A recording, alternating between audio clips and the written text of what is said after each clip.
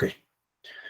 Bueno, pues me complace mucho saludarles de nueva cuenta en esta ocasión para desarrollar una sesión más sobre o que forma parte de este diplomado sobre comunicación electoral.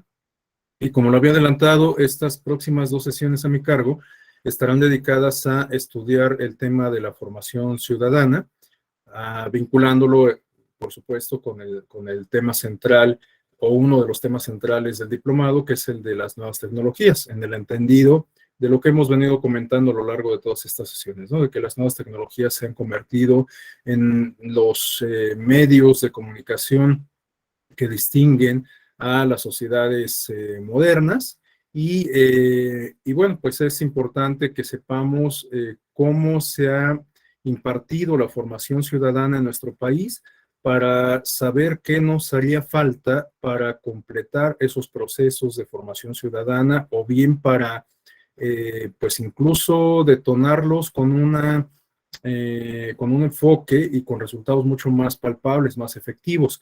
Esto también tomando en consideración una premisa que yo les había compartido, que es por supuesto absolutamente personal, pero que creo que tiene cierto sentido y que se refiere a que la forma en que nos comunicamos en las redes sociales puede que sea un reflejo de la manera en que interactuamos en el mundo físico.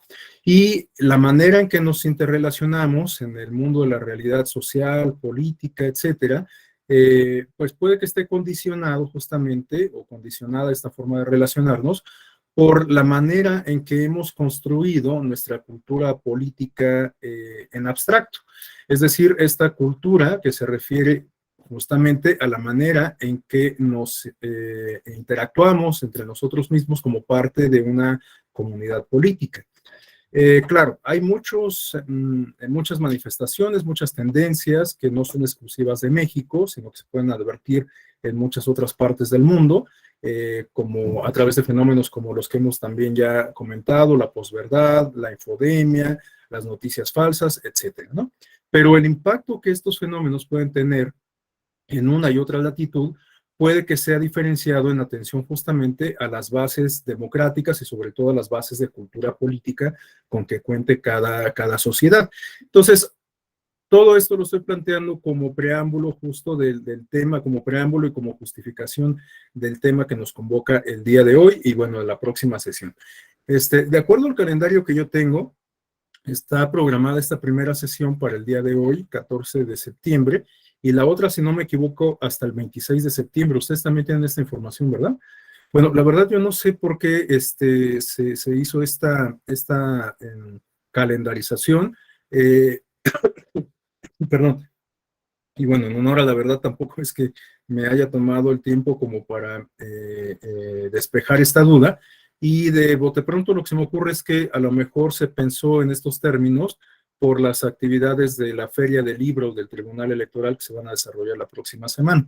Que por cierto, pues aprovecho para hacer el comercial, les invito muy cordialmente a que pues estén ahí atentos, atentas a las actividades, no solamente se van a presentar las nuevas publicaciones, entre las cuales les recomiendo muy ampliamente el Manual de Justicia Electoral, que es un esfuerzo que hicimos los profesores, profesoras e investigadoras de la Escuela Judicial Electoral para explicar de manera pues pormenorizada los distintos medios de impugnación en materia electoral. Tratamos de elaborarlo con un lenguaje sencillo, a efecto de que resultara un material no solamente de interés para los especialistas en la materia electoral, sino para cualquier ciudadano o ciudadana. Entonces, bueno, pues les conmino a que conozcan este material y que en general, pues en la medida de lo posible, pues también conozcan el programa de la Feria del Libro, está disponible en la página del tribunal y ojalá que estas les resulten de interés. Entonces, esta quizás sea la razón por la que se hace esta interrupción de más o menos una semana sobre los diplomados de la Escuela Judicial Electoral. Pero bueno, con independencia de eso, les comento que en específico este módulo que nos corresponde desarrollar hoy y justamente el 26, lo vamos a dividir en estas dos sesiones, precisamente, y el día de hoy vamos a dedicarlo a reflexionar sobre algunos conceptos básicos relacionados justamente con la cultura política democrática y con la formación ciudadana. ¿Qué significan estas expresiones, estos conceptos, ¿no? Vamos a revisar también algunos apuntes que nos dan cuenta de en dónde estamos parados en este contexto de cultura política y de formación ciudadana. Es decir, qué tanto hemos avanzado, y esto nos lo va a, o lo vamos a poder calibrar en atención a un barómetro en específico, que me parece que es el más actual, que es el de la Encuesta Nacional de Cultura Cívica realizada por el INEGI. Nos vamos a identificar ahí algunos aspectos puntuales de estos resultados de la ENCUCI, justamente como para pues ver en la práctica cómo se manifiestan los conceptos que vamos a comentar en la primera parte de esta sesión. Bueno, eso sería el contenido de esta sesión dedicada a este módulo el día de hoy. Y el complemento que retomaríamos en el día 26 se refiere a ver cómo es que se ha impartido la educación cívica a través del sistema formal de formación, es decir, cómo a través de los programas de estudio a lo largo de la historia, en particular del siglo XX, cuando se adoptó el sistema de educación pública gratuita, a partir de pues, la consolidación del movimiento revolucionario, vamos a ver cómo se ha impreso un enfoque distinto en distintas etapas históricas a lo largo del siglo XX y en dónde estamos parados justamente en la actualidad. Y hacia el final de la segunda sesión vamos a aterrizar todo esto que vamos a estar comentando ya al campo de la digitalidad, es decir, vamos a tratar de aplicar estas nociones o contrastar estas nociones con el tema de la digitalidad, es decir, qué necesitaríamos para desarrollar una ciudadanía digital, ¿no? A la luz de todas estas reflexiones. Entonces, grosso modo, ese es el programa de este módulo que vamos a comentar, y bueno, pues sin más dilación vamos a dar inicio. Me voy a apoyar en una presentación de PowerPoint, como siempre. Les digo que estos recursos a mí me parecen bastante útiles porque no solamente me permiten tener un hilo conductor, sino que pues creo que cumplen con su propósito de herramienta didáctica. Bueno, por último, les conmino a que, con independencia de que pueda hacer estos espacios de intercambio exprofeso, estos espacios en donde podamos tener una interlocución directa, por favor, a lo largo de la exposición, como en todas las sesiones anteriores, si alguien desea hacer alguna aportación, alguna acotación, alguna precisión, debatir algo de lo que estoy planteando, contrapuntearlo, corregirlo, siéntase con la absoluta libertad de hacerlo, por favor, ¿de acuerdo?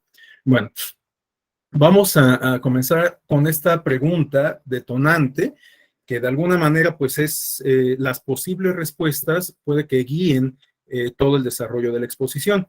Me hago cargo de que no es pedagógicamente adecuado iniciar una sesión de aprendizaje planteando una pregunta, pero considerando que ya hay, yo me atrevería a calificarlo como cierto vínculo de confianza con ustedes en razón de que hemos compartido ya otras exposiciones, yo me atrevería a plantear esta pregunta para escucharles, para escuchar sus opiniones, sus percepciones, qué les genera esta pregunta detonante, y a partir de aquí pues avanzar con la exposición.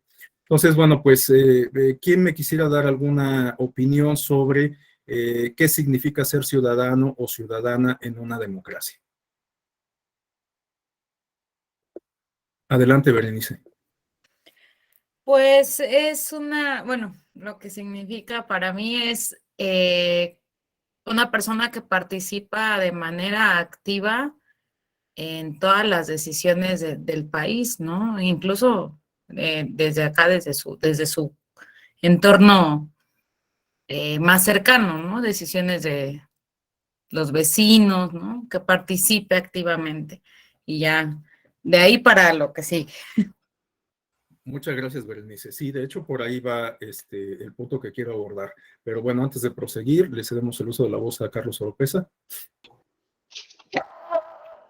Gracias, maestro Rafael. Buen día a todas y todos. Pues mira, el tema de la participación ciudadana y ser ciudadano en una democracia, a mí lo primero que me plantea es, ¿se puede ser ciudadano en una no democracia? A lo mejor formalmente sí, por el tema de la mayoría de edad, del ejercicio de ciertos derechos. Pero en una democracia veo que el ciudadano y la ciudadana tienen un mejor y mayor espacio para poder participar en las decisiones de su colectividad, de su comunidad, y al mismo tiempo construir ciudadanía también representa que se pueda tener acceso a herramientas permanentemente para ir perfeccionando esta ciudadanía, ¿no? En una democracia. Entonces, para mí la democracia es el espacio ideal para construir ciudadanía, pero que ésta le proporcione a ellas y ellos la posibilidad de ir evolucionando y avanzando la ciudadanía. O sea, la ciudadanía no puede ser estática, sino dinámica. Es cuanto, maestro. Gracias. Gracias, Carlos. Bueno, con estas dos interpretaciones sobre la ciudadanía, me parece que podríamos ir zanjando el terreno. Bueno, no sé si alguien más, Alejandro Torres, bueno, nos comenta, no sé si lo quiera plantear de viva voz, Alejandro.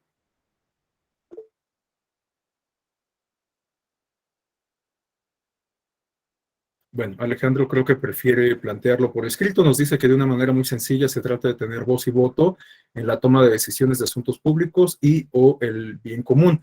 Bueno, ligado con lo que planteaba Carlos justamente, ¿no? Adelante, Silvia Hernández. Gracias, maestro. Bueno, para mí ser ciudadana significa ser copartícipe en la toma de decisiones y corresponsable en los resultados que se presentan dentro del ejercicio del poder público.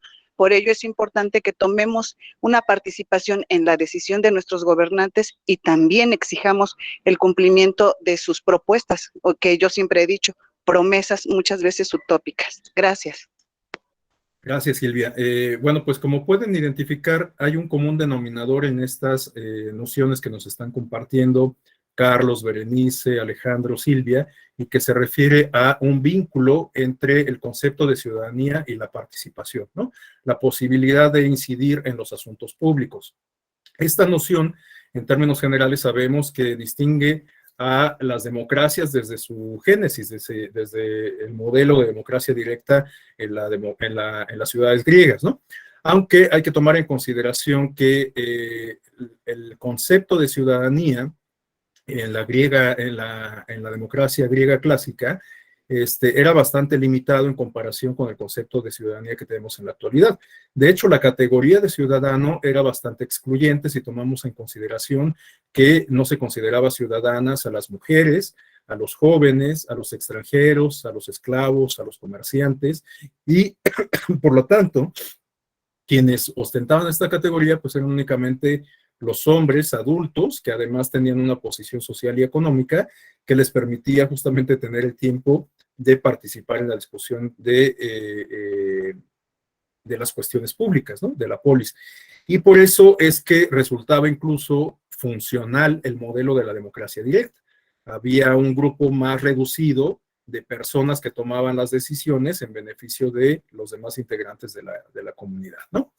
Bueno, hoy efectivamente estamos hablando de un concepto, digamos, más integral de ciudadanía, aunque en algunas ocasiones solemos quedarnos con una noción un tanto limitada. Esta noción limitada se refiere a entender la ciudadanía únicamente a partir del constructo jurídico o del constructo constitucional.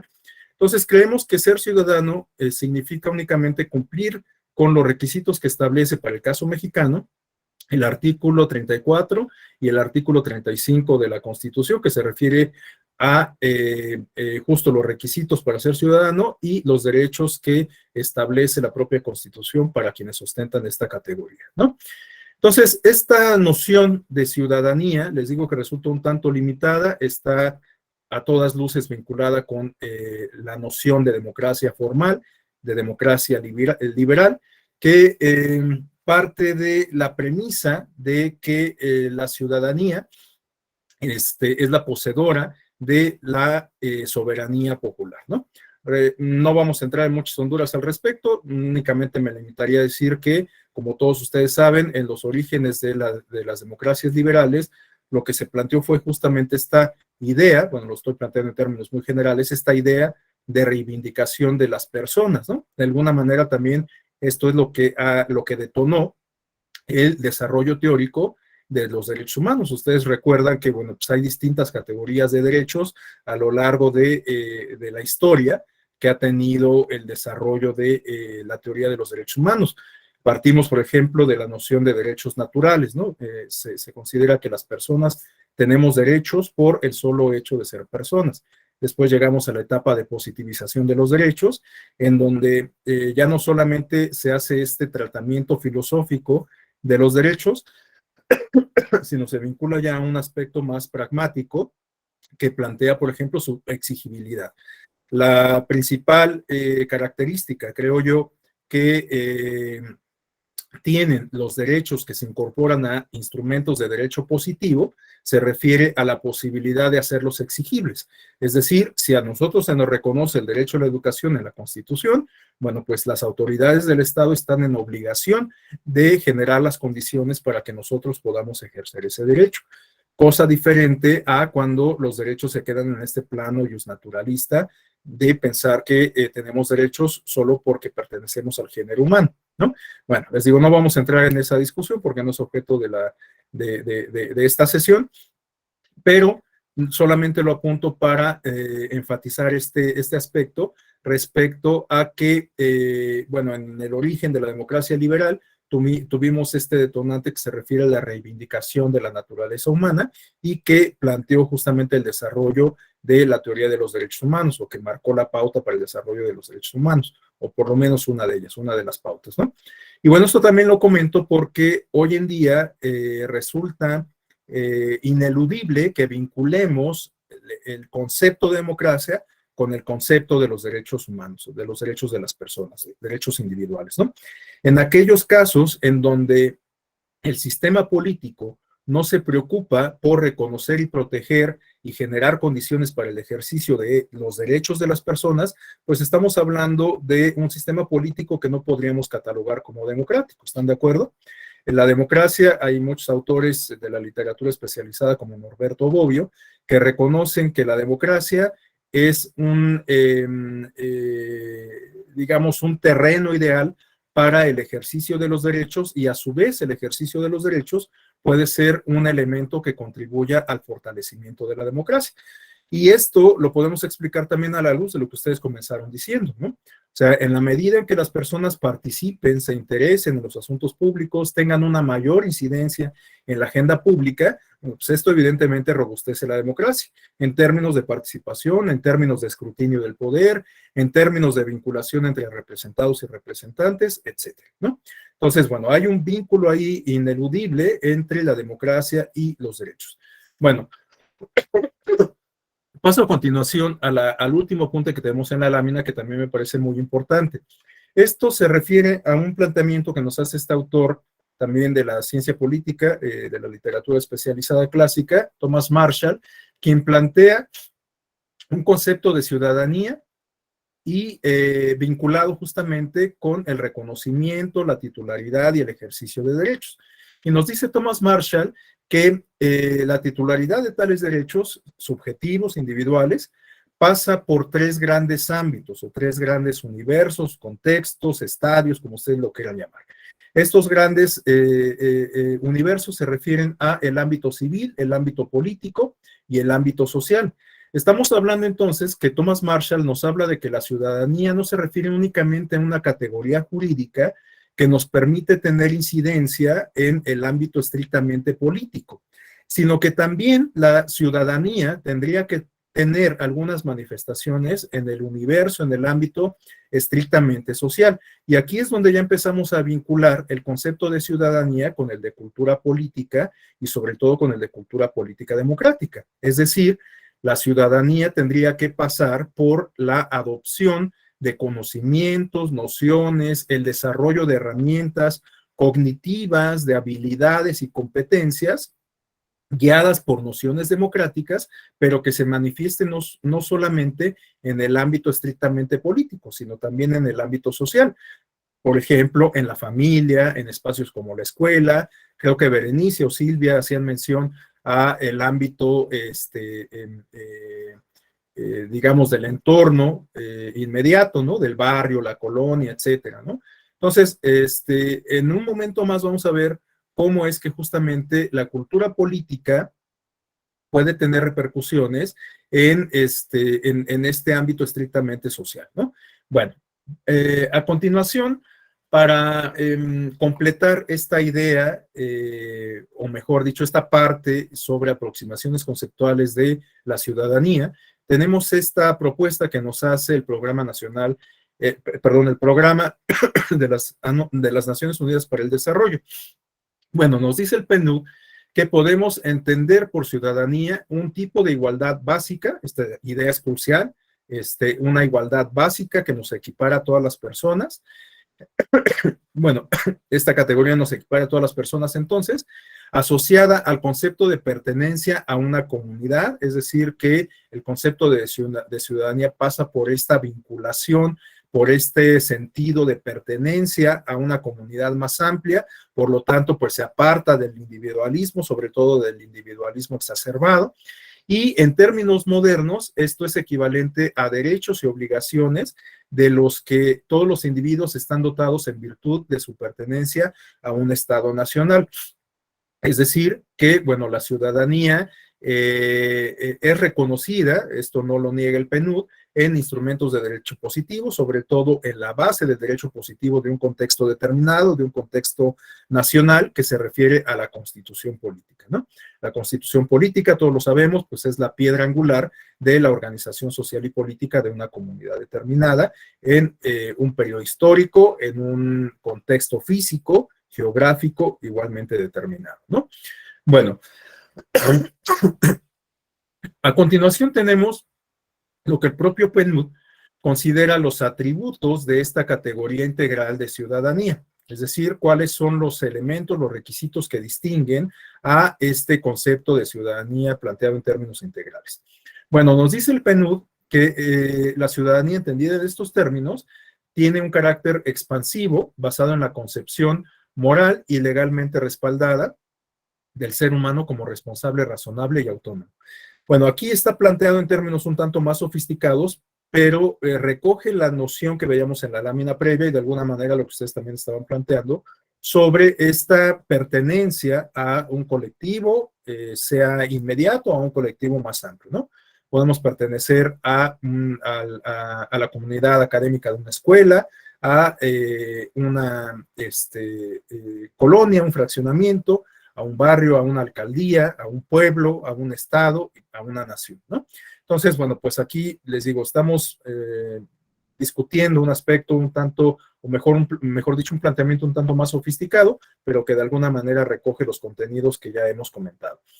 Bueno, también es innegable que la ciudadanía se refiere a una condición legal de estatus que se reconoce al individuo como portador de derechos legalmente sancionados y respaldados.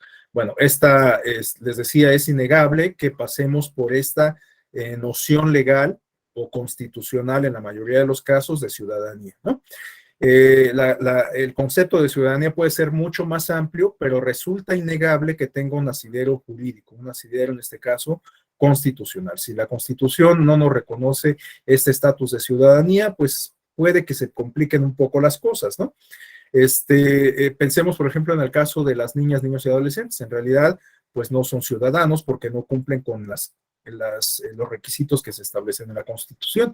Sin embargo, los niños, niñas y adolescentes pueden ser considerados ciudadanos en formación o ciudadanos en formación, porque la ciudadanía, a la luz de lo que estamos comentando, pues no es algo que se alcance por decreto o porque cumplamos con los requisitos y ya, ¿no? Es decir, en términos jurídicos, sí, por supuesto. O sea, yo cumplo mis 18 años, saco mi credencial de elector, tengo un modo honesto de vivir, me inscribo en el padrón electoral y puedo ser considerado legal y constitucionalmente ciudadano.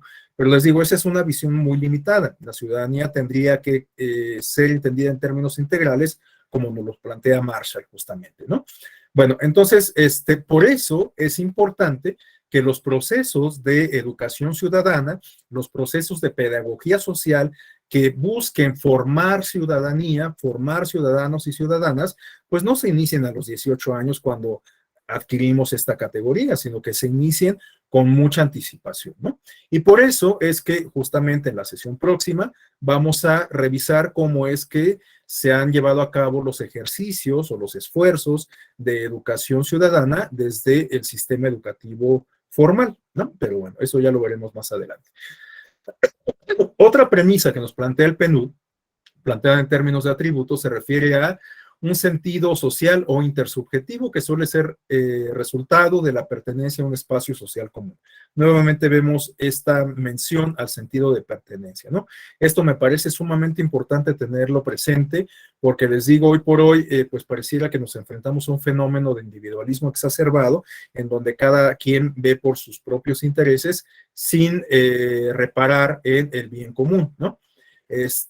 Y bueno, esto de hecho lo tenemos muy arraigado en el ADN nacional en México. Más adelante vamos a enfatizar en esto, pero bueno, ustedes no me dejarán mentir que en México hemos desarrollado una cultura que podríamos denominar coloquialmente como del gandallismo, ¿no? O sea, nos aprovechamos de las demás personas siempre pensando en el beneficio propio. Y eso puede tener muchas repercusiones. Pensemos, por ejemplo, en el caso de la corrupción, o en el caso de las propias trampas electorales, ¿no? El objetivo que en algunas ocasiones se trazan los actores políticos es ganar la elección a como dé lugar, ¿no? Y esto, pues, en muchas ocasiones implica la vulneración a el Estado de Derecho, en particular las reglas que rigen la función electoral. Pero bueno, esto también lo vamos a comentar un poco más adelante. Tenemos también que el PNUD nos dice que la ciudadanía debe tener un carácter igualitario, sustentado en el reconocimiento universal de los derechos y deberes de todos los miembros de una sociedad democráticamente organizada. Bueno, algo que ya habíamos comentado desde la noción previa que aparecía en la lámina anterior, elemento de equiparación en el mismo nivel de todas las personas. Las y los ciudadanos debemos ser entendidos en términos de igualdad. Esta es una noción básica de cualquier idea de democracia, por supuesto. Y los últimos dos apuntes se refieren a un elemento de inclusividad ligada al atributo de nacionalidad, que implica la pertenencia de los individuos a los estados nacionales. Nuevamente vemos este sentido de pertenencia, aunque esta noción de pertenencia lo ligo con el último apunte para plantear una cuestión interesante. Fíjense que el último apunte nos habla de que la ciudadanía debe tener un carácter dinámico, contingente y abierto en tanto producto y condición de las luchas históricas por enriquecer o menguar su contenido y aumentar o disminuir el número de aquellos a los que se reconoce. Este último apunte lo que nos habla es que justamente la ciudadanía no es una categoría pétrea, no es una categoría inamovible, es un constructo social que por lo tanto puede ser maleable, que por lo tanto su contenido se puede enriquecer, puede ser modificable. Y les decía que quisiera ligar el anterior punto con en el entendido de que si bien la ciudadanía hasta hoy ha sido entendida como una categoría que se reconoce a las personas que integran una comunidad política en un contexto, en un espacio, en un momento determinado, como son las que pertenecen a los estados-nación contemporáneos, hoy en día se está planteando la posibilidad de reconocer una ciudadanía globalizada o una ciudadanía mundial. Es decir, que se plantea una idea de que nos entendamos ya no solamente como ciudadanos de un universo limitado, sino de todo el mundo, ¿no?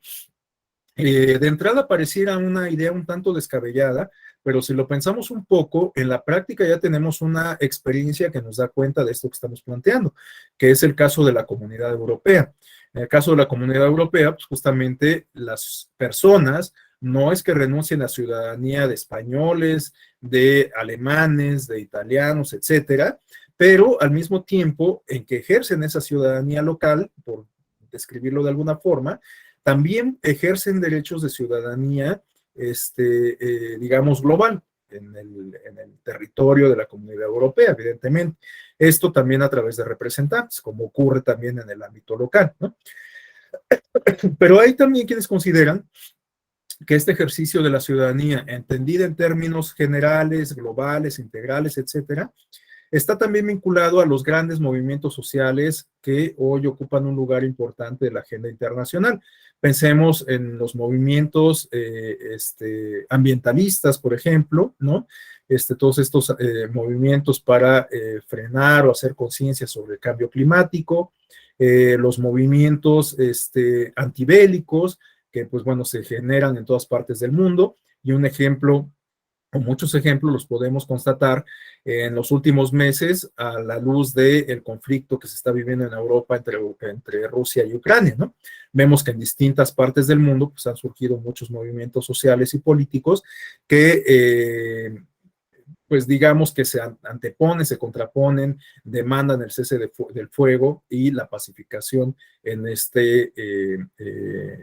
bueno, en aquella territorialidad de Europa, ¿no? Entonces, bueno, esta conciencia cívica, pues se traduce en acciones que puede ser que nos hablen del ejercicio de una ciudadanía en términos globales, aunque, bueno, pues es un planteamiento que está todavía en ciernes, que es discutible, por supuesto, pero pues que se ha puesto sobre la mesa a la luz de la globalización y también, pues, de la comunicación que nos ofrece el avance tecnológico o que nos permite el avance tecnológico. Bueno, a continuación vamos a discutir algunas nociones sobre el concepto de formación ciudadana. Ya tenemos una base mínima sobre lo que podemos entender por ciudadanía y ahora tendríamos que, o me parece importante que comencemos a discutir sobre cómo se construye esa ciudadanía, cómo tendríamos que construir esa ciudadanía que cuente con los atributos que nos plantea el PNUD, entre algunos otros. Bueno, la formación ciudadana o algunos apuntes que se refieren a este concepto de formación ciudadana, también los extraje del mismo documento de la PNUD, creo que no, del PNUD. Creo que no puse aquí la fuente, pero bueno, se las comparto en algún otro momento. Casi siempre suelo poner la fuente a pie de página, pues para que cuenten con el documento original, ¿no? Para quien le interese consultar.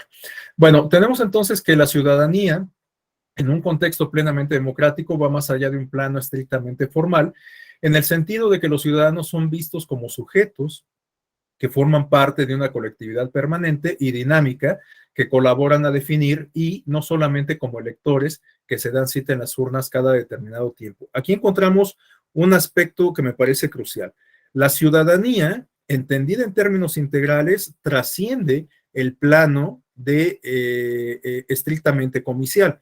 Es decir, que una ciudadanía que cuente con los atributos que nos plantea el PNUD tendría que no estar limitada únicamente a los ejercicios comiciales.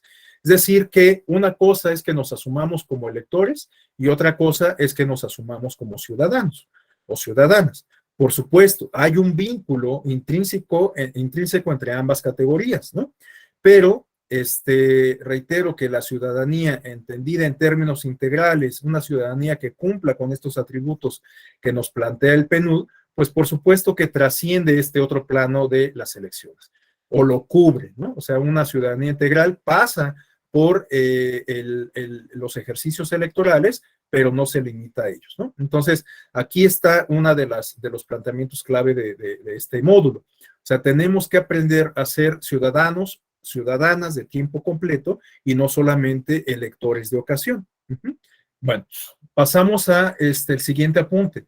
La ciudadanía, así entendida, como lo estoy planteando, se refiere a un concepto amplio que se relaciona con formas de organización e integración social de la vida cotidiana. Es decir, que la ciudadanía, como lo comentábamos, no solamente se circunscribe al ámbito estrictamente político, que en la mayoría de las ocasiones asociamos casi de manera automática con lo comicial, sino que también la ciudadanía tendría que estar llamada a manifestarse en otros espacios de la vida pública e incluso de la privada, como en el seno familiar, ¿no?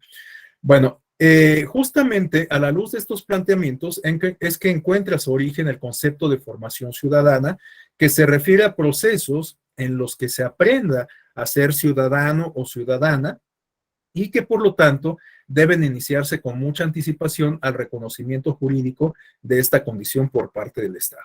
lo que yo les comentaba. No tenemos que esperar, o lo ideal sería que no esperemos hasta los 18 años para saber cómo ejercemos la ciudadanía, sino que desde mucho tiempo antes tenemos que comenzar a desarrollar estas habilidades, apropiarnos de estos conocimientos, de estas nociones, el desarrollo, aprender a desarrollar competencias y habilidades guiadas por nociones democráticas que nos permitan ejercer la ciudadanía, reitero, no solamente en el campo estrictamente político y electoral, sino en otros ámbitos de la vida social.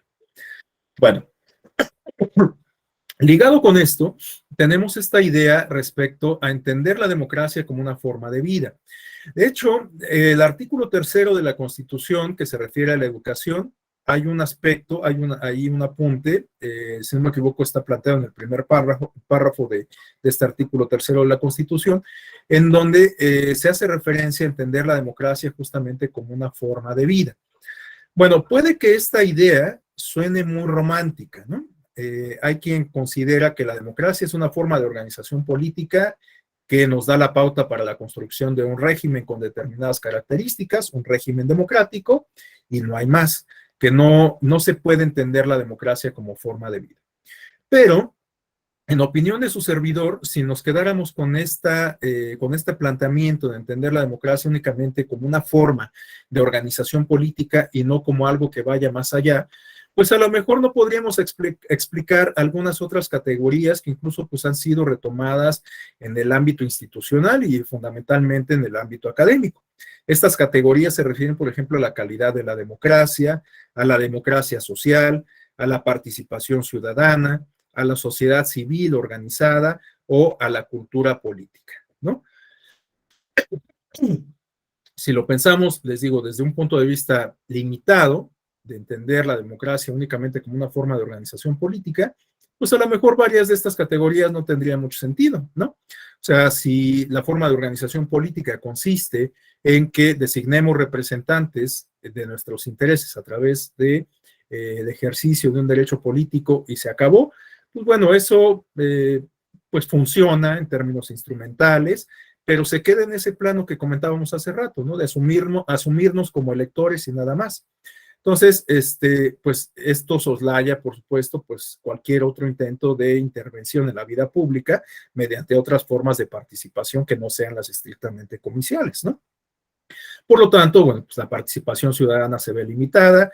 Por lo tanto, pues a lo mejor no podríamos aspirar a trascender al plano de la democracia social o de la democracia sustantiva, que se refiere a palpar los beneficios de la democracia en términos materiales. Y bueno, aunque me estoy adelantando un poco, porque esto lo vamos a discutir bien sea en la parte final de esta sesión o en el inicio de la próxima, les quiero comentar que la democracia puede pasar por distintos niveles, digamos, ¿no? Este planteamiento, por supuesto, como todos, es discutible, pero a mí me agrada pensar que justamente podemos ir pasando por niveles de la democracia, pero no como si fuéramos jugando un videojuego en donde, bueno, ya ganamos el primer mundo y ahora vámonos al siguiente mundo, ¿no? Como en Mario Bros. Sino que podemos pasar por esos estadios de una manera transversal.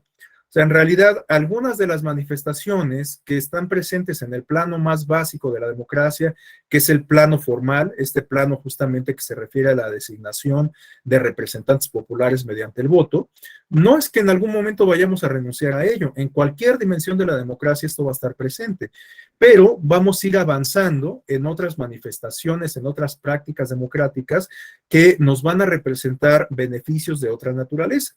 Les decía, puede ser que algunos de estos beneficios se refieran a cuestiones palpables, materiales, ¿no? Y quizás esto que estoy planteando sea una posible explicación de por qué en la región latinoamericana vemos que a lo largo de las últimas décadas, sobre todo de los años 2000, a la luz de ejercicios como el Latinobarómetro, que igual miden las percepciones ciudadanas sobre la satisfacción de la democracia, tenemos que mucha gente no está conforme con los estándares de la democracia, ¿no? Mucha gente en la región estaría de acuerdo en renunciar a la democracia y preferir una forma de organización política distinta si tuviera beneficios materiales, es decir, si tuviera mejores condiciones de empleo, un sistema de salud más eficiente, si tuviera mejores condiciones salariales, si tuviera programas de acceso a la vivienda asequibles, en fin, o sea, condiciones materiales que pues sean palpables, ¿no? Claro, esto depende de muchas cosas. No es que los países latinoamericanos estén absolutamente negados a cumplir con estos propósitos o con estos objetivos. Depende, pues, de cuestiones financieras, económicas, de infraestructura, también, por supuesto, de decisiones políticas, ¿no? Pero me parece que, este tipo de manifestación de la democracia, la sustantiva o la social, es perfectamente asequible, se puede lograr, ¿no? Y ejemplos de esto lo tenemos en los países nórdicos en Europa, ¿no? Ustedes saben estos casos de Finlandia, de Suecia, de Suiza, de Dinamarca, en donde pues la participación política es, pues digamos que bastante institucional, pero bastante efectiva, en donde las decisiones políticas suelen ser acertadas y en donde existen justamente todos estos estándares que benefician a la ciudadanía en términos materiales, ¿no? Hay seguro de desempleo, un sistema educativo eficiente, sabemos que Finlandia es uno de los países que tienen los mejores índices de educación, entre muchas otras cosas. Entonces, bueno, pues estamos, me hago cargo de eso, años luz de el desarrollo humano, político, económico, democrático que tienen estos países nórdicos, pero lo cito únicamente para dar cuenta de que, vamos, sí podemos trascender hacia un plano sustantivo de democracia, ¿no? Pero bueno, pues nos falta mucho por hacer y por ello es que me parece sumamente importante que discutamos temas como el que estamos abordando ahora, ¿no? De la democracia participativa a partir de los ejercicios de formación ciudadana. Necesitamos una ciudadanía activa que exija, que acompañe el ejercicio del poder y que contribuya o intervenga en la toma de decisiones, ¿no? Bueno, el último apunte que tenemos en esta lámina se refiere al de cultura política y ahora pasamos justamente a su discusión. No podemos hablar de cultura política sin antes tener una base respecto a lo que podemos entender por cultura. En función de esto, quisiera compartirles a continuación dos aproximaciones conceptuales que nos ofrece Jacqueline Pechard, quien seguramente ustedes ubican porque fue consejera del Instituto Federal Electoral, de aquel mítico Consejo General encabezado por Goldenberg, que le tocó vivir esta etapa de consolidación institucional del INE, bueno, del IFE en ese entonces, junto con pues, algunos otros consejeros igualmente destacados, como Jaime Cárdenas, como Alonso Lujambio, etcétera, ¿no? Bueno, Jacqueline Pechard, además, pues es una académica de enorme prestigio, de gran trayectoria, quien también imprimió su sello en el Instituto Federal de Acceso a la Información Pública en su momento, ¿no? Bueno, Jacqueline Pechard nos habla de que la cultura se refiere al conjunto de símbolos, normas, creencias, ideales, costumbres, mitos y rituales que se transmiten de generación en generación, otorgando identidad a los miembros de una comunidad y que orienta, guía y da significado a sus distintos quehaceres sociales. Bueno, yo aquí pondré el énfasis en dos aspectos. Uno, en entender la cultura en términos abstractos respecto a prácticamente cualquier cuestión que tiene influencia en la forma en que se comportan las personas. Y en ese sentido hago hincapié en el segundo aspecto. La cultura de alguna manera nos constriñe o nos nutre, según se ha visto, de determinada forma, ¿no? Y por eso es que cuando hablamos de la gastronomía nacional, pues estamos hablando de una forma de cultura. Cuando hablamos de las celebraciones patrias, como las que estamos viviendo ahora, la de ayer del 13 de septiembre, que conmemoramos la defensa del castillo de Chapultepec, y la de mañana y pasado, que se refieren a la independencia o el inicio de la independencia de nuestro país, bueno, pues estamos hablando de cultura. La manera en que celebramos también es una manifestación cultural, porque no en todos lados celebran de la misma forma, ¿están de acuerdo? No en todos lados la celebración se va acompañada de reuniones familiares, con amigos, de fiesta, de comida, etcétera, ¿no? Bueno, pues esto tiene que ver justamente con la cuestión cultural. todas las tradiciones que tenemos, pues también se refieren a estas manifestaciones culturales. Los voladores de Papantla, las zonas arqueológicas, bueno, la gastronomía, ya la referí, etcétera. Todas son manifestaciones culturales, ¿no? Y les decía, este tipo de manifestaciones o de construcciones sociales que se heredan de generación en generación, bueno, por referirlo de alguna forma, no es que se hereden como tal, se transmiten a través de procesos que son mucho más complicados, pero por utilizar una expresión muy simple. Bueno, pues estas cuestiones se van heredando, en algunas ocasiones pues se modifican en el camino, porque pues, la cultura implica transformación constante, en algunas otras ocasiones incluso pues desaparecen, ¿no? Por ejemplo, las posadas pues siguen estando vivas, pero ahora ya no se hacen como se hacían en el pasado. ¿Se acuerdan ustedes que bueno, a mí todavía me tocó vivir la infancia en los años 80 y pues me tocó vivir algunos años en donde los vecinos organizaban son 8 posadas, si no me equivoco, ¿no? Las que se organizan a partir del día 16 de diciembre hasta la del 24, ¿no? Bueno, pues ahora organizar las posadas, a lo mejor incluso por cuestiones materiales, resulta complicado y entonces la tradición se va perdiendo, ¿no? Pero, bueno, pues esto depende, reitero, de muchas cuestiones. El caso es que todas estos constructos sociales que se erigen entre todos, que se transmiten a lo largo del tiempo, a lo mejor con algunas modificaciones, y que de alguna manera constriñen nuestro comportamiento, que nos dan identidad, etcétera. Bueno, pues se refieren justamente a la cultura planteada así en términos abstractos. Bueno, como complemento de esto tenemos la oferta de Néstor García Canclini, que pues va muy de la mano con lo que nos plantea Pechard. De hecho, a mí me parece más completa la de Pechard, pero bueno, simplemente les comparto este dato como complemento. Canclini nos dice que la cultura se refiere a la producción de fenómenos que contribuyen mediante la representación o reelaboración simbólica de las estructuras materiales a reproducir o transformar el sistema social. Bueno, esto solamente para enfatizar lo que ya les decía, la cultura, bueno, pues igual no es algo pétreo, es algo que se construye, que es producto de un proceso y que por lo tanto se puede representar y reelaborar simbólicamente, ¿no? Entonces, bueno, pues toda la cultura la podemos, por supuesto, modificar.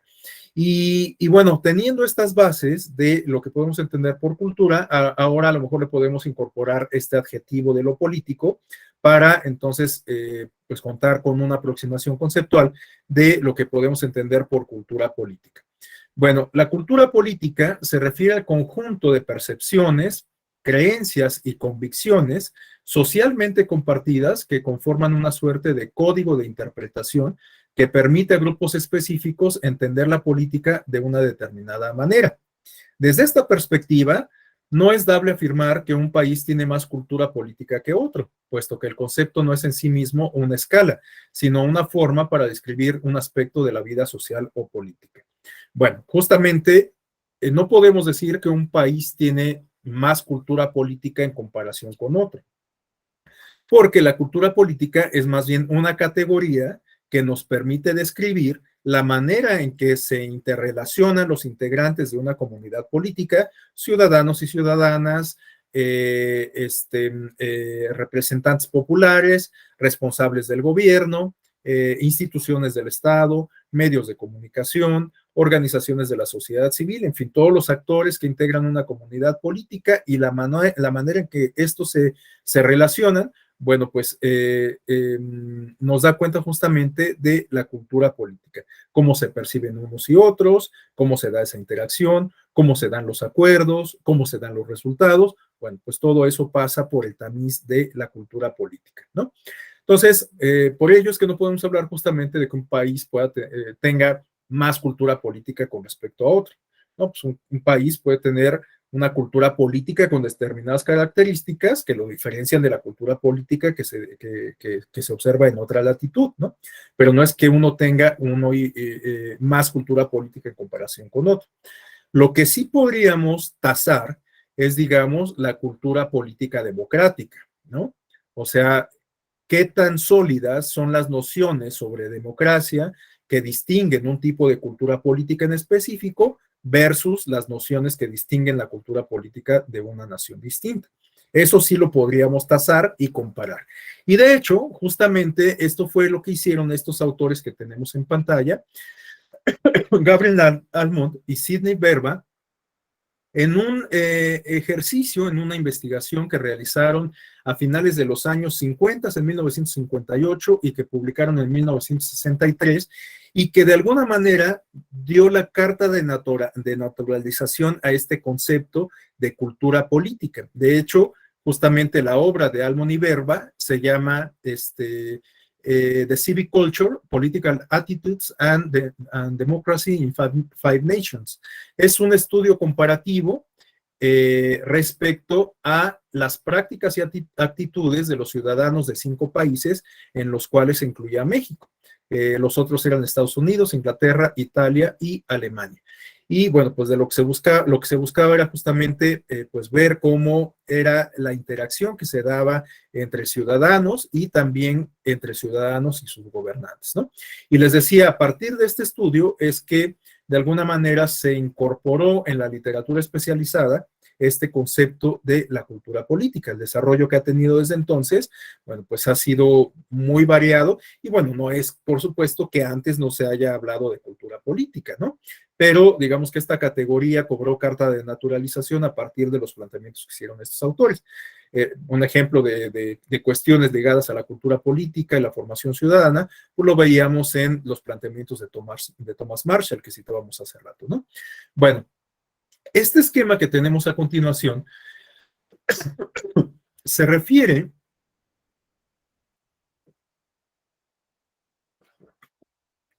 perdón, desde antier ando un poco malo de la garganta y por eso es que tengo estos abscesos de tos. Bueno, la cultura política, perdón, les decía, este esquema lo extraje de una propuesta de Pedro Salazar, quien hasta hace poco era el director del Instituto de Investigaciones Jurídicas de la UNAM. Seguramente varios de ustedes lo identifican. Es un jurista muy, muy reputado además, ¿no? Bueno, Pedro Salazar tiene un librito por ahí en donde aborda justamente un cuadernillo de divulgación, en donde aborda justamente este tema de la cultura política y de la cultura de la legalidad. De hecho, el punto que él desarrolla de manera más amplia es el de la cultura de la legalidad. Y bueno, este esquema me pareció interesante traerlo a cuento para explicar que ya quedamos que la cultura pues es este gran universo que digamos que en el cual estamos insertos, que de alguna manera nos constriñe, que de alguna manera nos nutre, que de alguna manera nos da identidad, etcétera, ¿no? Entonces la cultura puede entenderse así como un universo muy grande, infinito, que es propio de una comunidad específica, ¿no? De una sociedad en específico. Y como parte de ese universo cultural, tenemos una manifestación concreta que se refiere a la cultura política. La cultura política forma parte, es una esfera, digamos, de ese otro gran constructo que es la cultura planteada en términos abstractos, ¿no? Entonces, la cultura política es una parte, una porción, una esfera que forma parte de todo ese conjunto, ¿no? Y además, dentro de la cultura política podemos encontrar todavía una subcategoría que se refiere a la cultura de la legalidad. La cultura de la legalidad, en estos términos, podríamos entenderla como una manifestación de la cultura política, ¿no? Bueno, a continuación quisiera compartirles algunas nociones respecto a lo que significa la cultura de la legalidad. Estas nociones las extraje de este cuadernillo de Pedro Salazar y de otro sobre cultura política que es de la autoría de José Luis Gutiérrez Espíndola, un funcionario electoral y de los sistemas educativos, que en algún momento también pasó por las filas de la Escuela Judicial Electoral en su etapa de centro de capacitación. Y bueno, pues ahí tienen un cuadernillo que ustedes pueden encontrar en la editorial del Tribunal Electoral, se lo recomiendo, es un cuadernillo bastante digerible, breve, de difusión. Entonces, bueno, José Luis Gutiérrez nos habla de que la cultura de la legalidad es el conjunto de conocimientos, creencias, usos y costumbres, símbolos, etcétera, de los miembros de esa comunidad en relación con los aspectos de la vida colectiva que tienen que ver con las normas jurídicas y su aplicación. Bueno, ya veíamos desde las nociones que nos ofrecía Peschard y Canclini que la cultura tiene estos distintivos, ¿no? De los símbolos, las creencias, los usos y costumbres, las tradiciones, etcétera, ¿no? Todos estos constructos sociales. Y ahora, Gutiérrez Espíndola liga estos componentes con el aspecto de las normas, ¿no? Las normas jurídicas y la aplicación de tales normas jurídicas vinculadas con todas estas nociones de simbología, de creencias, de costumbres, etcétera, ¿no? Bueno, también nos dice el propio autor que la cultura de la legalidad puede ser entendida como el conglomerado de percepciones, conocimientos, juicios y sentimientos específicos en relación con la norma, su nivel de observancia, la obediencia que se le debe, su universalidad, los derechos humanos, además de la percepción sobre los tribunales, los jueces, sus instrumentos, funciones y resultados. Y por último tenemos que la cultura de la legalidad es un concepto transversal y horizontal al mismo tiempo que tiene que ver con la forma en que se relacionan los ciudadanos y los actores políticos entre sí y respecto a unos y otros, en donde la punta del compás es la ley. Esa última reflexión ya no es de Gutiérrez Espíndola ni de Pedro Salazar, sino es mía, pero me parece que sintetiza esto que estamos comentando, ¿no? Bueno, y ahora tenemos aquí unas imágenes que nos hablan de cómo se manifiesta la cultura política, o en este caso, la precariedad o las precariedades de la cultura política a través de esta esfera de la cultura de la legalidad o de apego a la legalidad. Son imágenes que podemos advertir en la vida cotidiana que están muy en el plano de lo trivial. Perdón que siempre recurra a este plano de lo trivial, pero me parece que estos ejemplos, que son muy comunes, pues nos dan cuenta justo de qué tan arraigadas están algunas conductas o algunas manifestaciones de lo que estoy comentando, ¿no? Porque nos podríamos poner muy sofisticados y plantear algunos otros ejemplos, pero me parece que estos que son así como de la vida cotidiana, pues son mucho más ilustrativos, salvo la mejor opinión de ustedes, por supuesto, ¿no? Bueno, tenemos aquí que en la parte superior izquierda de la lámina aparece una imagen que suele ser muy recurrente, un estacionamiento que probablemente es de un centro comercial, en donde una camioneta está ocupando el lugar de personas con discapacidad. Bueno, esto no solamente viola una regla de tránsito, sino también una norma de conducta, ¿están de acuerdo? Una norma de civilidad. O sea, esos lugares están reservados para cumplir con una función. Están más cerca del acceso a las instalaciones, esto lo podemos advertir prácticamente en cualquier lado, un centro comercial, un cine, un teatro, un estadio. Los espacios para personas con discapacidad están más cercanos al acceso, son espacios más amplios para que puedan moverse las personas con mayor comodidad, sobre todo si utilizan sillas de ruedas, etcétera, ¿no? Esta imagen que tenemos ahí, pues a mí me sugiere que la persona que está ocupando el espacio no es una persona con discapacidad, porque no vemos en el parabrisas ningún distintivo que nos permita identificarlo como un usuario del estacionamiento con discapacidad. Sabemos que pues muchas personas tienen el logo, ¿no? de la silla de ruedas, justamente como para identificar su vehículo. Además, yo me atrevería a decir que pues no es una persona con discapacidad porque carece de cualquier conciencia cívica, porque está ocupando prácticamente 2 cajones de estacionamiento y también el paso de la silla de ruedas. Entonces, bueno, pues creo que es una persona que no tiene discapacidad y tampoco tiene conciencia cívica, ¿no? Bueno, este es un ejemplo que seguramente es más común de lo que parece. Yo por lo menos pues suelo verlo casi cada ocasión que voy al supermercado, ¿no? Bueno, a continuación tenemos otro ejemplo que yo suelo comentar muy recurridamente, esta tendencia de no respetar las señalizaciones de tránsito, ¿no? Sobre todo por la semaforización. Bueno, pues aquí vemos un caso de un vehículo que quedó delante del paso cebra y que pues seguramente se quedó ahí porque intentó pasar la luz preventiva del semáforo, no lo logró y bueno, pues quedó ya ahí, ¿no? Pero pues sabemos que estos ejemplos pueden ser incluso más drásticos en el sentido de que pues muchas ocasiones no se quedan en ese espacio que está ocupando este vehículo, sino que se quedan atravesados en el paso peatonal o en el pleno crucero, con lo cual se contribuye a generar un mayor caos vial, ¿no? Bueno, pues eso igual nos habla no solamente de una falta de apego a el reglamento de tránsito, sino también a una falta de apego a las normas de convivencia. Pues evidentemente, si el vehículo queda estacionado sobre el paso cebra, pues obliga a que los peatones caminen entre los vehículos que están detenidos en el tránsito, ¿no? Bueno, en la imagen de abajo tenemos pues una foto que ilustra la violencia doméstica, ¿no?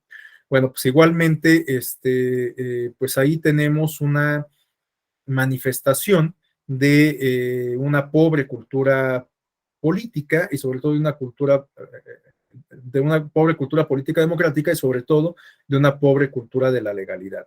En este caso estamos hablando de la vulneración de derechos fundamentales de las personas, uno de los derechos básicos que se refiere a la integridad.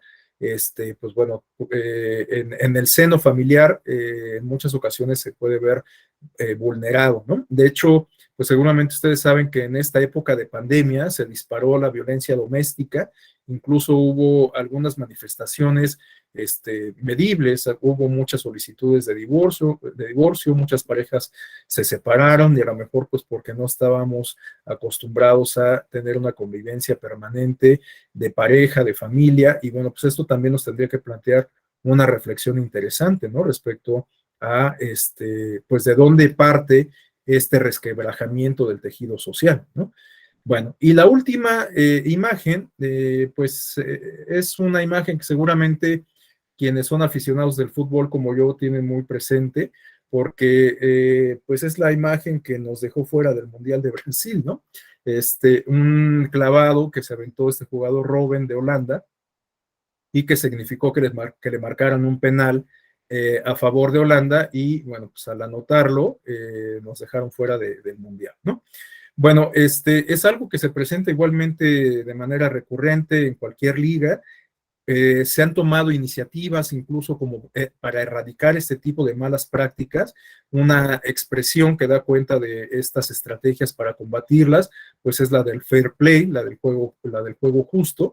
Pero con todo y eso, pues no hemos logrado cambiar el chip de los jugadores en aras de favorecer el juego limpio, ¿no? Claro, por supuesto, tenemos ahí algunos ejemplos que incluso han ganado gran autoridad justamente por lo inusitado del caso concreto, ¿no? Equipos a quienes se les marca un penal y el encargado de cobrar el penal termina por tirar fuera el balón, asumiendo que pues es un regalo o una falta que no debió de haberse marcado, ¿no? Pero pues les digo, justamente por su rareza, justamente porque se trata de casos inusitados, pues cobran mucha relevancia, tienen mucha resonancia alrededor del mundo, porque la mayoría de las ocasiones, pues bueno, aun cuando sea un penal regalado, el equipo favorecido lo cobra y lo anota, ¿no? Bueno, a continuación vamos a revisar estas mediciones que les comentaba sobre cultura cívica, cultura política, a la luz de algunos instrumentos, en particular de la ENCUSI. Pero bueno, con la idea de no acaparar el micrófono, quisiera ahora abrir un breve espacio por si alguien desea hacer algún comentario respecto a lo planteado hasta esta parte. Y bueno, pues después ya retomamos la exposición. No sé si alguien desea hacer algún comentario, alguna acotación, algún aporte.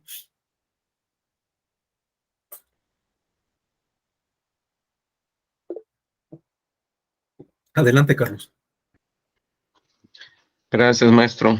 Que te mejores pronto de la garganta.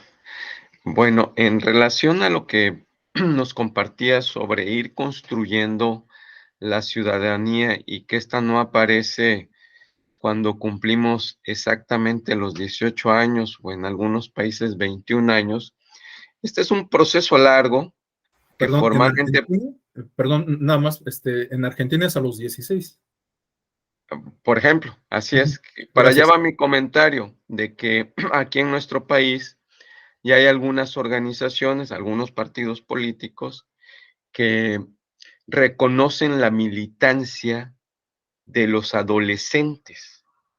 O sea, unos como simpatizantes, pero otros como militantes, ya los reconocen. Por ahí un partido político a los 15 años permite que los jóvenes, los adolescentes, participen en la vida partidista. Entonces, bueno, esto es parte de la construcción, de la necesaria construcción, e inclusive antes de ingresar al colegio, a la primaria a los 6 años o a lo que le llaman en algunos lugares el jardín de niños o el kinder, desde ahí ya empieza a ver las primeras nociones, e inclusive en el seno familiar podemos decir que también se va alimentando gradualmente esta construcción de ciudadanía.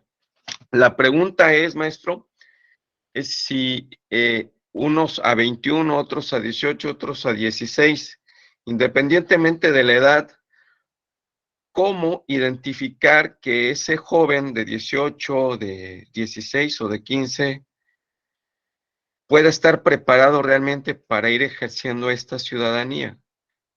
Entiendo que no hay criterios o evaluaciones, porque aunque en la escuela tomas la materia de cívica, de ética, y aunque la acredites, ¿cómo hacer o cómo identificar, sobre todo en México, por este tema que se mencionó hace años, sobre el tema de los ninis, que si esos jóvenes tuvieran una formación cívica más completa, me parece que no se convertirían en lo que se denominaban ninis, ¿no? Entonces, ¿cómo identificar ese proceso de primera maduración, si me permiten la expresión, para ejercer la ciudadanía legal? ¿O solo se arriba a la ciudadanía legal porque lo dicen las leyes, ¿no? Yo creo que a lo mejor habría que darnos esa oportunidad en la etapa formativa de darle muchas herramientas a los jóvenes, y que cuando lleguen a la edad legal que esté definida en sus países, pues tengan un catálogo de herramientas para ejercer esa ciudadanía. Es cuanto, maestro. Gracias. Gracias, Carlos. Pues absolutamente de acuerdo. Pues tendríamos que avanzar en eso, en esos esfuerzos de formación ciudadana. Les digo, ese es, digamos, como el punto medular que guía estas exposiciones de la sesión de hoy y la próxima. Y la gran pregunta respecto a cómo hacerlo, pues plantea muchas aristas, pero yo creo que el principal aspecto que creo que debemos zanjar se refiere a la voluntad política, ¿no? La verdad es que administraciones van, administraciones vienen, y esta parte de la formación ciudadana en el sistema educativo nacional pues no termina de consolidarse, ¿no? De hecho, actualmente, seguramente ustedes saben que la administración encabezada por el presidente Andrés Manuel López Obrador pues ha planteado modificaciones a los programas de estudios y a los libros de texto gratuitos. Incluso se ha generado mucha polémica por lo que parece ser un sesgo ideológico que busca incorporarse en estos materiales. Digo, la discusión está abierta, hasta donde yo sé, pues nada se ha materializado todavía, pero pues justamente creo que la reflexión de fondo tendría que ser en el sentido de qué modificaciones son las que realmente ameritaría el programa en particular de formación cívica y ética, tanto en primaria como en secundaria, para pues dotar de estas nociones que don Carlos Oropesa bien advierte, ¿no? Sí, adelante, Pablo. Gracias, nuevamente, buenos días. Pues retomando un poco esta pregunta que dice el compañero Carlos y retomando lo que plantea Canclini en cuanto a cultura, Canclini plantea esta parte de los rituales, ¿no? Como seres sociales estamos propensos a formar y a realizar rituales. Hace poco platicábamos que por qué no existe una campaña del INE sobre cómo podría ser el ritual, así como hay el ritual para ver el fútbol, así como hay el ritual para ver una película con las palomitas, con la carnita asada, la cerveza, el refresco. ¿Por qué no hay un ritual o vamos fomentando un ritual a través de las redes sociales, a través de spots, a través de comerciales, sobre la parte electoral, ¿no? Creemos y hemos planteado que podría ser el ritual desde que te levantas, te reúnes con la familia, desayunas y vas a votar, porque lo que he percibido empíricamente es que muchas familias así lo hacen, ¿no? A lo mejor no es como en Estados Unidos, que hacen incluso una fiesta nacional y hay toda una serie de rituales, pero creo que sí se ha arraigado en México. Entonces creo que hay un área de oportunidad en la que podríamos fomentar este tipo de rituales y así fortalecer la cultura política, la cultura cívica y de participación en este tipo de actividades, y no nada más el día de las elecciones, sino a lo largo de todos los procesos, ¿no? Gracias, Pablo. Pues de hecho, en algún momento, esto que plantea Pablo era como la tónica que subyacía al día de la jornada electoral, cuando se realizaba por parte del INE la consulta infantil, ¿se acuerdan? La consulta infantil se realizaba a la par de la jornada electoral, y una de las nociones, reitero, que guiaba este ejercicio era que los propios niños llevaran a sus papás, ¿no? O que los papás llevaran a los niños. O sea, era como pues un ganar-ganar, ¿no? Ya fuera por el interés de los papás o por el interés de los niños, pues que la familia acudiera a la casilla correspondiente.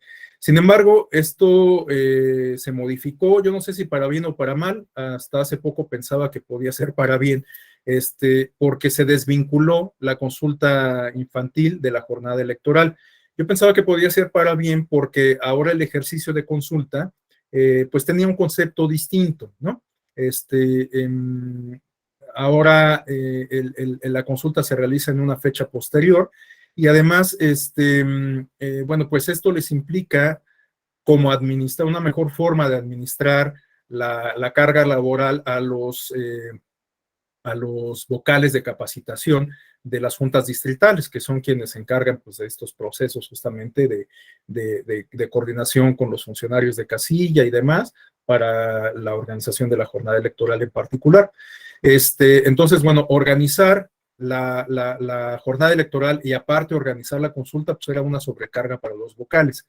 Entonces, creo que por eso se desvinculó la consulta. Les digo, yo originalmente había pensado que era para bien, pero a lo mejor ahora ya no estoy tan convencido de eso, por lo que comenta Pablo. Ya no hay como este ejercicio de ritualización familiar, y además, en honor a la verdad, salvo la mejor opinión de ustedes, pues incluso el propio ejercicio de la consulta ya no ha tenido el mismo impacto, y la difusión de los resultados tampoco lo ha tenido. Pero esa es una opinión personal, cada quien tendrá su propia perspectiva, pero pues tendremos que seguir pues avanzando en detonar este tipo de ejercicios que cumplan con el propósito que bien comenta Pablo, ¿no? De ritualizar estas prácticas comiciales que sean la base del ejercicio de una ciudadanía que trascienda el plano comicial, ¿no? Bueno, vamos a retomar la exposición para que en estos minutos que nos faltan revisemos algunos datos que nos ofrecen estos barómetros que tenemos en pantalla, y quizás hacia el final podamos abrir otro breve espacio de 5 o 10 minutos para el intercambio final de opiniones. Bueno, tenemos que en México hay distintos barómetros, distintos estudios de opinión que nos dan cuenta de en dónde estamos parados en términos de cultura política, en particular de cultura política democrática. Estos instrumentos, estas mediciones, estos estudios se refieren, por ejemplo, al Latinobarómetro, que en realidad no es un ejercicio nacional, es un ejercicio que se realiza en toda la región latinoamericana, que mide las percepciones sobre ciudadana y tópicos vinculados en los distintos países de la región: Uruguay, Brasil, Argentina, Colombia, Venezuela, Chile, etcétera. Bueno, todos están incluidos en este ejercicio que se realiza, si no me equivoco, cada 3 años. El más reciente estudio lo tenemos por aquí tenía el informe, déjenme ver, No, ya no lo tengo a la mano, pero bueno, no tiene mucho que se dio a conocer el último informe del Latinobarómetro. Creo que fue el año pasado o el antepasado, a más tardar. Entonces, bueno, tenemos este estudio del Latinobarómetro. Para el caso específico de México, tenemos los otros instrumentos que vienen a continuación. La Encuesta Nacional de Cultura Cívica, que es el estudio que he venido refiriendo, realizado por el Instituto Nacional de Geografía e Informática, en colaboración con el INE. El INE, sobre todo, pues, ha apoyado en la difusión de los resultados. A continuación vamos a revisar algunos apuntes de este estudio, que les digo, me parece muy interesante, sobre todo por su actualidad. Es el barómetro cuyos resultados son más frescos, ¿no? Pero también tenemos el caso de la Encuesta Nacional de Cultura Política, la conocida como ENCUP. Era un ejercicio que llevaba a cabo la Secretaría de Gobernación, sobre todo en la primera década de los años 2000. Hubo, si no me equivoco, 3 o 4 emisiones de este ejercicio que coincidían con las elecciones federales. Estamos hablando de la ENCUP 2006, 2009 y 2012. Después de 2012 se dejó de realizar este ejercicio que, reitero, llevaba a cabo la Secretaría de Gobernación. Tenemos también la Encuesta Nacional sobre Discriminación en México, la ENADIS, que es una encuesta, un estudio que realiza o que realizó en 2 ocasiones el Consejo Nacional para Prevenir la Discriminación. Está enfocada, por supuesto, a medir percepciones sobre derechos humanos, sobre igualdad de oportunidades, sobre discriminación y no discriminación, sobre percepciones respecto a grupos en situación de vulnerabilidad, etcétera. Pero, pues, de alguna manera refleja justamente las percepciones sobre cultura política en términos abstractos, ¿no? Y también tenemos el Informe País sobre la calidad de la democracia en México, que es un estudio que llevó a cabo el Colegio de México en colaboración con el entonces Instituto Federal Electoral en el año 2014. Es igual un estudio de percepciones sobre democracia, sobre tópicos ligados a las actividades políticas, que mide percepciones sobre partidos políticos, sobre la democracia, como ya lo he comentado, sobre instituciones del Estado, sobre instituciones, digamos, propias de la cultura política, es decir, sobre valores, sobre prácticas, etcétera, ¿no? Bueno, pues como vemos, tenemos varios instrumentos que nos permiten darnos una idea de cómo estamos y qué tanto hemos avanzado en la construcción de una cultura política democrática que pase por o que pasa por la cultura de la legalidad o el apego a la legalidad. Bueno, vamos a revisar estas láminas que vienen a continuación, que nos dan cuenta de algunos resultados de la ENCUSI, ¿no? Bueno, tenemos que esta ENCUSI se llevó a cabo en 2020, como les comentaba, y en esta lámina tenemos un dato que nos habla de que el 55.8, casi el 56% de la población de 15 años y más, declaró estar muy interesada o preocupada por los asuntos del país. 63% de la población de 60 años y más declaró estar muy interesada o preocupada por los asuntos del país. Entonces vemos que la mayoría de la gente, y sobre todo las personas mayores, dicen estar muy interesadas en las cuestiones públicas, en las cuestiones políticas. Pero bueno, una cosa es que manifiesten estar interesadas y otra cosa es que demuestren realmente estar interesadas en los asuntos públicos, ¿no? Bueno, tenemos que de la población de 15 años y más que declaró estar muy interesada o preocupada por los asuntos del país, 73.9 se informan por televisión, seguido de redes sociales con 44.7%. De la población de más de 60 años, 81.7% se informan por televisión. Bueno, aquí yo haría hincapié en algo que ya había comentado en sesiones previas. Estamos en una etapa en donde pareciera que estamos transitando de los medios tradicionales a los medios digitales, donde las redes sociales pues, ocupan un lugar fundamental. Pero yo me resisto a creer que ya hemos logrado ese tránsito, que ahora las redes sociales e Internet son el principal medio de comunicación masiva en términos de comunicación política. Y bueno, no es una percepción individual, sino pues ahí tenemos un dato duro que nos da cuenta de que una buena parte de la población sigue identificando a la televisión como su principal fuente de información, sobre todo las personas mayores. A lo mejor pues porque a las personas mayores les cuesta más trabajo entrar al mundo de la digitalidad. No son usuarios digitales nativos, ¿no? Pero bueno, vemos que todavía incluso jóvenes o personas que entran todavía dentro de esta categoría de millennials, tienen a la televisión como uno de sus principales medios de información. Y les decía en la clase anterior que, bueno, también vemos ahí un fenómeno interesante en donde los medios tradicionales se nutren de las tendencias que se suscitan en redes sociales y cómo también las redes sociales a veces recogen algunos contenidos que se generan en los medios tradicionales, ¿no? Les decía, esto lo podemos ilustrar también a través de casos muy concretos y triviales, como cuando se entrevistan en televisión a algunos influencers o algunos personajes que generan contenido en las redes sociales, o viceversa, cuando se viraliza algún contenido que fue producido y difundido en televisión. Les ponía yo el ejemplo de esta muchacha que dice hablar idioma alienígena, ¿no? Bueno, lo que se difundió en redes sociales fue un extracto de una entrevista que se le hizo en un programa de revista de TV Azteca, si no me equivoco, ¿no?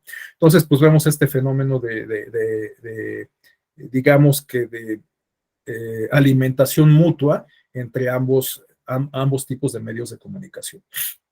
Bueno, a continuación tenemos esta lámina sobre inclinación democrática. Tenemos que 69.2%, casi 70% de la población de 15 años y más, está muy de acuerdo con la idea de que para gobernar un país se necesita un gobierno en donde todos participen en la toma de decisiones. Entonces, bueno, pues vemos que justamente la percepción mayoritaria pertenece a estas personas que consideran que un gobierno requiere de la participación de todas las personas en la toma de decisiones, ¿no? El 69.2% está de acuerdo con esta idea, que sumado al 19.5%, pues nos da casi un porcentaje cercano al 90%, ¿no? O sea, la gran mayoría de la población está de acuerdo con esta idea en mayor o mediana medida, aunque bueno, pues luego vemos aquí algunas otras percepciones, por ejemplo, que un gobierno encabezado por expertos en salud, economía, entre otros temas, que tomen las decisiones. Hay 62.2% que está de acuerdo con esta idea y 26.8% que está medianamente de acuerdo.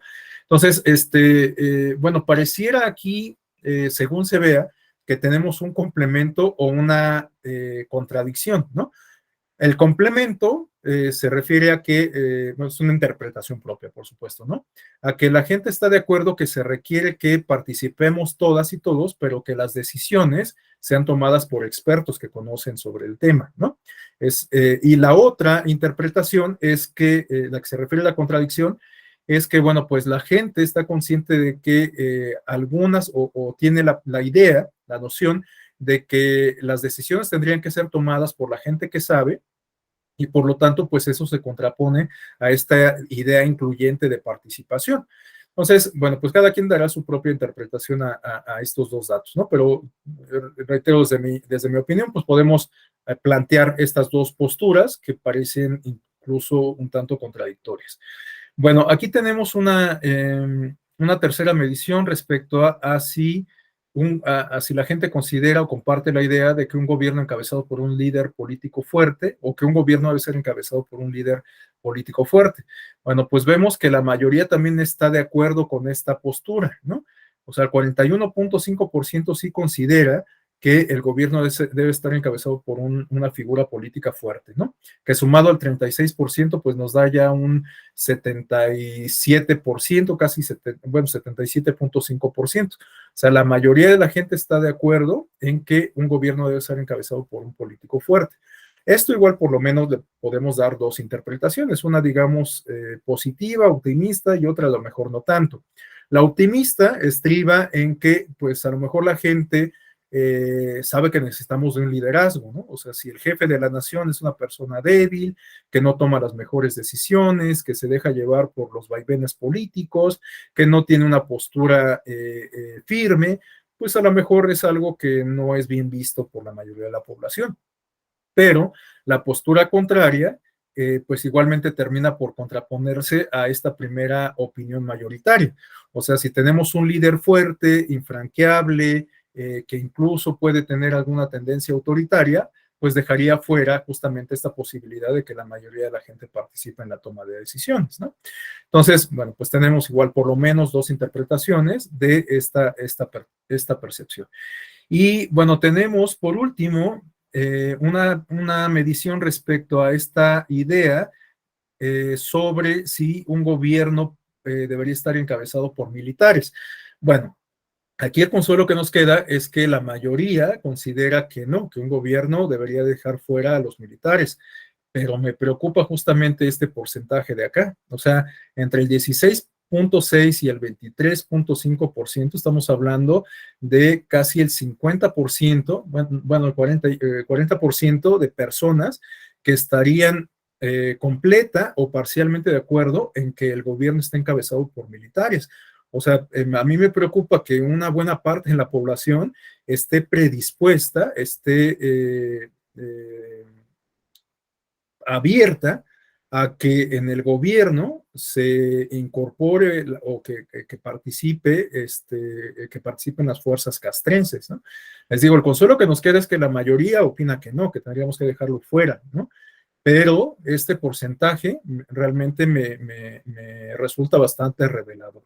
Una buena parte de la gente sí estaría de acuerdo en que participara más activamente la milicia en el gobierno. Bueno, tenemos a continuación que a nivel nacional, 34.8% de la población de 15 años y más está muy de acuerdo en que el gobierno considera sus opiniones para la toma de decisiones, mientras que 27.7% considera que cuenta con los conocimientos y habilidades para participar en actividades políticas. Y bueno, esta interpretación deriva del planteamiento de estas dos ideas. En México, para la toma de decisiones, el gobierno considera las opiniones de las personas como usted y considero que tengo conocimientos y habilidades para participar en actividades políticas. Bueno, pues como vemos, la gente, pues sí comparte esta percepción de que el gobierno toma, bueno, por lo menos un porcentaje considerable de la población entrevistada considera que el gobierno toma en cuenta sus opiniones y además se asume con los conocimientos necesarios para participar en la vida pública. Pero nuevamente pareciera que aquí hay una contradicción respecto a los datos que veíamos en la lámina previa, porque si la gente se asume con los conocimientos necesarios para participar en las actividades políticas, pues eso contrasta con esto que veíamos acá, el 62% de la gente que considera que el gobierno tendría que estar encabezado por expertos que tomen las decisiones, ¿no? Bueno, a continuación tenemos este dato que resulta muy revelador también sobre valoración de la democracia. 62% de la población de 15 años y más considera que la democracia es preferible a cualquier otra forma de gobierno. 16.4% considera que en algunas circunstancias un gobierno no democrático puede ser mejor. Bueno, aquí pues resulta muy alentador, muy pacificador también, muy tranquilizante, que la mayoría de la población, un margen superior al 60%, considera que la democracia es preferible a cualquier otra forma de gobierno. Pero a mí lo que me preocupa pues son justamente estos porcentajes sumados de acá.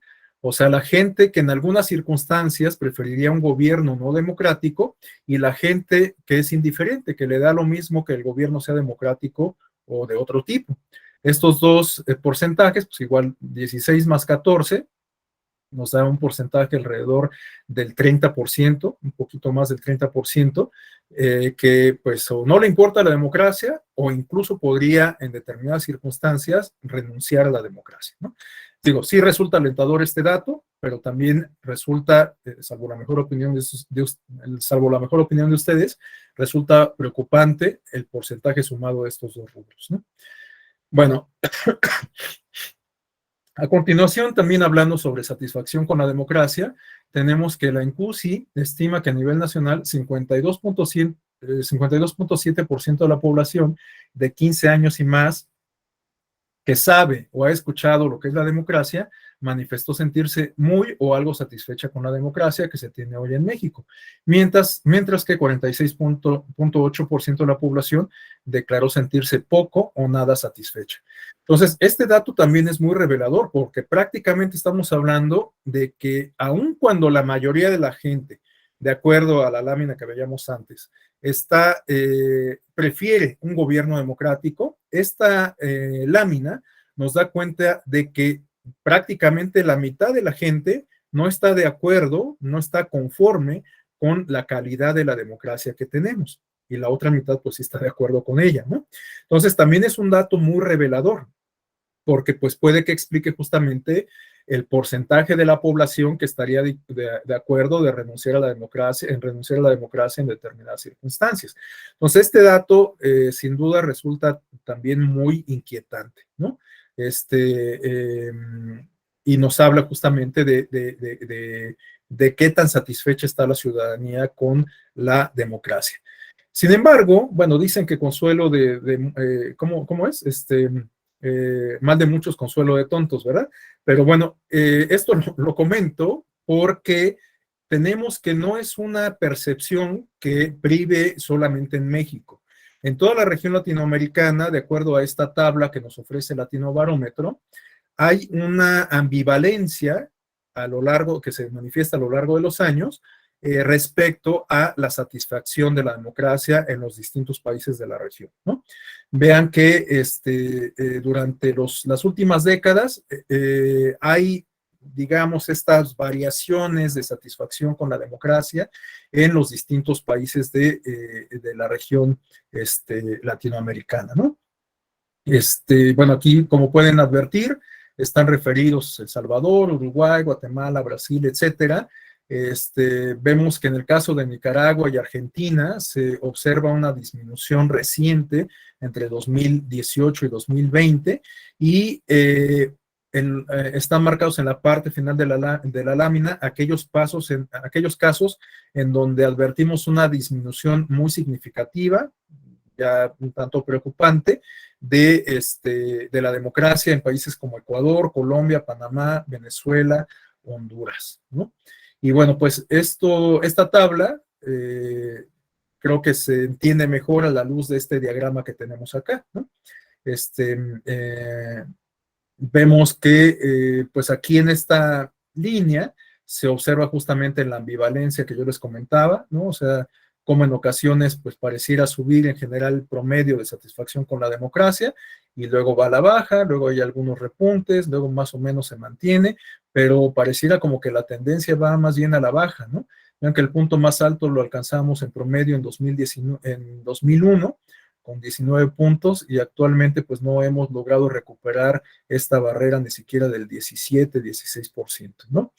Bueno, evidentemente, pues algunos de los países en donde se manifiesta una mayor insatisfacción con la democracia son aquellos en donde hay fuertes críticas respecto a las condiciones democráticas, como Venezuela justamente, tenemos 7%, o Honduras, y bueno, por aquí no advierto Nicaragua, pero bueno, pues sabemos que Nicaragua también es uno de los países que ha sufrido recientemente fuertes críticas o ha sido objeto recientemente de críticas respecto a condiciones de democracia. Bueno, en esta lámina tenemos un dato que también resulta muy interesante porque da cuenta de la confianza interpersonal e institucional que manifiestan las y los mexicanos a la luz de este ejercicio. 62.1% de la población de 15 años y más considera que se puede confiar en las personas que conoce personalmente con un grado de confianza de 8 a 10. Es decir, la mayoría de las personas confía únicamente en personas de carne y hueso, en personas que ve, en personas que conoce. Esto lo planteo porque, bueno, con todo y que podemos tener miles de seguidores en Twitter o miles de amigos y amigas en Facebook, pues en realidad vemos que la gente no confía en todas esas personas, solamente en aquellas que conoce. Bueno, mientras que 32.1% considera que se puede confiar en la mayoría de las personas que viven en su colonia o localidad para el mismo grado de confianza. Entonces, bueno, pues simplemente se confirma esta percepción, ¿no? Yo confío en mis vecinos porque los conozco, porque son las personas que viven cerca de mí. O puedo confiar porque una cosa es que considere que puedo confiar y otra que realmente confíe en mi comunidad, ¿no?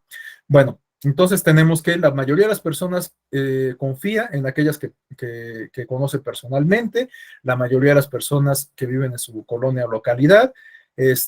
Vemos que pues ya cuando se plantea esta idea de confiar en la mayoría de las personas, pues ya los porcentajes se dividen, ¿no? 21.8% pues considera que sí se podría confiar en la mayoría de las personas, 24% está parcialmente de acuerdo con esta idea, y bueno, la opinión mayoritaria es de que pues solo comparte parcialmente esta idea de que se puede confiar en la mayoría de las personas, y prácticamente el 20%, es decir, una quinta parte de los entrevistados, considera que no se puede confiar en la mayoría de las personas. Y bueno, este dato también resulta revelador porque al preguntárseles a las personas si se puede confiar en los servidores públicos o empleados de gobierno, pues vean que nuevamente la opinión mayoritaria es de que no se puede confiar en ellos, ¿no? Bueno, este dato también es interesante porque nos da cuenta de cuáles son las instituciones en las que la mayoría de la gente tiene mayor confianza. Bueno, tenemos que la gente confía mayoritariamente en las universidades públicas. Este dato me parece bastante alentador, ¿no? La gente confía en las instituciones que de alguna manera representan la conciencia crítica de las sociedades, ¿no? Este dato de que la gente confía en los líderes religiosos llama la atención, pero es una tendencia que se ha mantenido en distintos barómetros. En la encuesta nacional de cultura cívica, en la ENCUP que realizaba la Secretaría de Gobernación, esta tendencia también era muy latente. La gente confía en sus líderes espirituales, ¿no? Claro, podemos hacer muchas interpretaciones, sobre todo, bueno, pues quienes consideren, pues todas estas críticas, problemas y controversias que se han presentado al interior de la Iglesia Católica, que es la mayoritaria en nuestro país. Bueno, pues a lo mejor no le hace mucho match este tipo de manifestaciones o este tipo de mediciones, pero bueno, pues hoy en día hay muchas religiones, muchas prácticas religiosas, y pues la gente le reconoce ese liderazgo y esa confianza a sus líderes espirituales.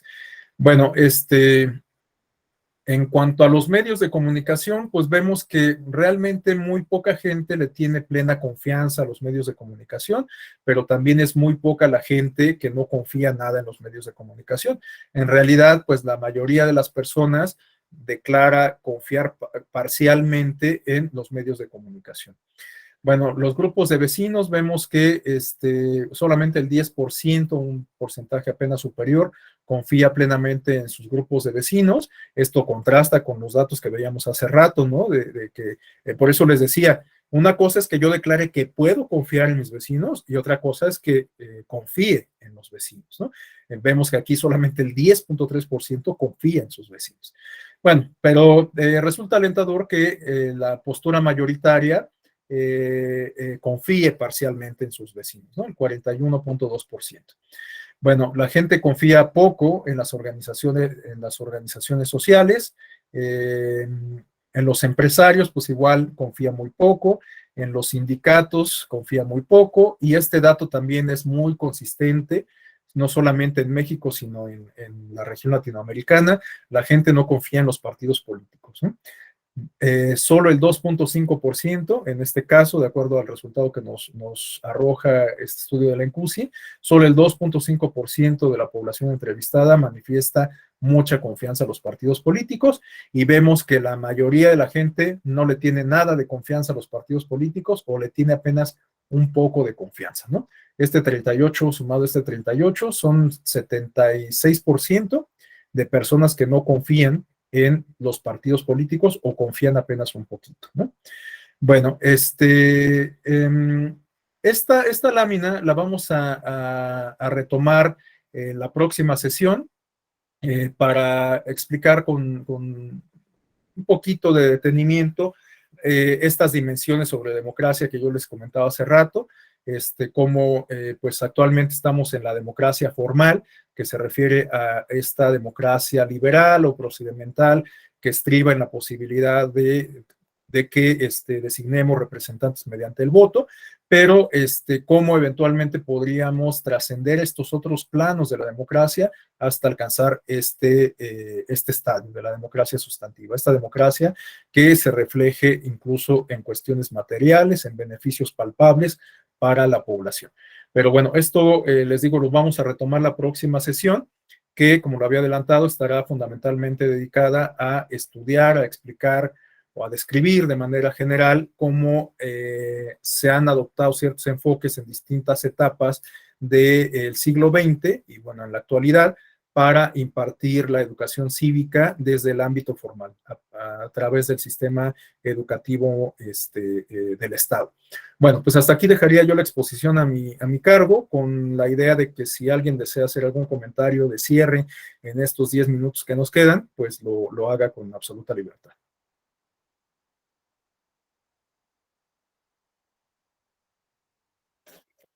No hay comentarios. Berenice, Alejandro, Carlos, Pablo, Silvia. Carlos, adelante. Muchas gracias, maestro.